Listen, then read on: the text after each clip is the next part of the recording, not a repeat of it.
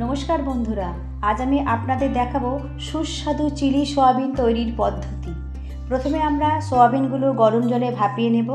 তারপর একটি পাত্রে সয়াবিনগুলো ঢেলে তাতে আদা, টমেটো বাটা ও ময়দা মিশিয়ে 10-15 মিনিট রেখে দেব। ময়দার বদলে আপনারা বেকিং পাউডারও ব্যবহার করতে পারেন। 10-15 মিনিট পরে কড়াইতে তেল গরম করে সয়াবিনগুলো হালকা আঁচে লাল লাল করে ভেজে রেখে দেব। এবার তেল থাকতে তাতে ক্যাপসিকাম ও কাঁচা লঙ্কা দিয়ে একটু নাড়াচাড়া করে নিতে হবে। এবার আগে থেকে বানিয়ে রাখা টমেটো বাটা ও আদা বাটা এর মধ্যে মিশিয়ে দেব। হালকা আঁচে এবার ভালোভাবে নাড়াচাড়া করে ভেজে রাখা সয়াবিনগুলি এর মধ্যে ঢেলে দেব। সাথে পরিমাণ মতন চিলি সস, সয়া সস, নুন ও মিষ্টি ঢেলে ভালোভাবে এটা মিশিয়ে নিতে হবে। গ্রেভি বানানোর জন্য একটু পরে পরিমাণ মতন জল ঢেলে 10 মিনিট চাপা দিয়ে রাখবো।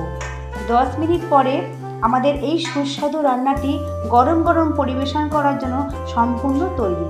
এটি খেতে খুবই সুন্দর। নরম নরম চিলি সয়াবিন মুখে দিলেই মন জুড়িয়ে যাবে। তাই বাড়িতে অবশ্যই বানিয়ে খেয়ে দেখবেন।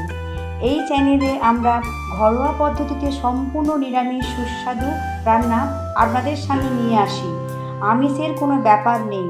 তাই ভিডিও যদি ভালো লাগে, নতুন নতুন ভিডিও দেখতে এই চ্যানেলটি সাবস্ক্রাইব করুন আর লাইক শেয়ার করে বাকিদেরকেও নতুন কিছু দেখার সুযোগ করে দিন।